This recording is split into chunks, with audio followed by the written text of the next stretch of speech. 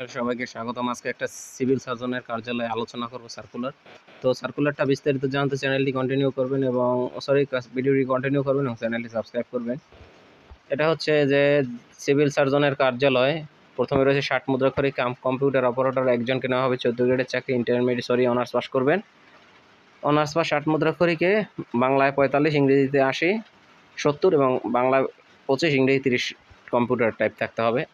তারপর হচ্ছে পরিসংখ্যানবিদ, 14 গ্রেডের চাকরি 5 জনকে নেওয়া হবে। পরিসংখ্যান, গণিত, অর্থনীতিতে এটা আপনারা অনার্স করবেন। কম্পিউটার ব্যবহারকারীকে দক্ষতা থাকবে। স্টোর কিপার 7 জনকে নেওয়া হবে। 16 গ্রেডের চাকরি, এটা হচ্ছে উচ্চ মাধ্যমিক পাস।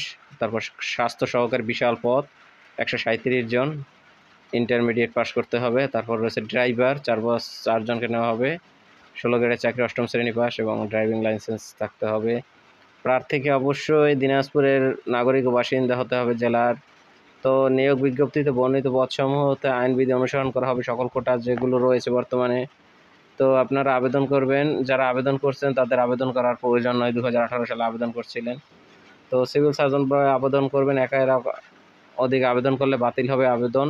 তো আবেদনের জন্য আপনারা অনলাইনে চলে যাবেন। অনলাইনে চলে গিয়ে আপনারা cs dinazpur.teletalk.com দিনাজ লিখবেন, CS দিনাজ teletalk.com.bd, ওই ওয়েবসাইটে চলে গিয়ে আপনারা আবেদন শুরু করবেন। আবেদন শুরু হবে 3/10, আজকে শুরু হয়েছে, শেষ হবে 30/10।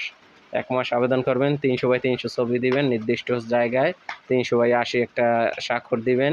তো এখানে দেওয়ার পরে আপনারা সকল তথ্য সম্পূর্ণভাবে ফিল আপ করবেন। ফিল আপ করার পরে সাবমিট করে আপনারা ইউজার আইডি পাসওয়ার্ডের মাধ্যমে আপনারা এখানে যে দেয়া আছে এই অনুযায়ী এরকম আপনারা টাকা পেমেন্ট করবেন।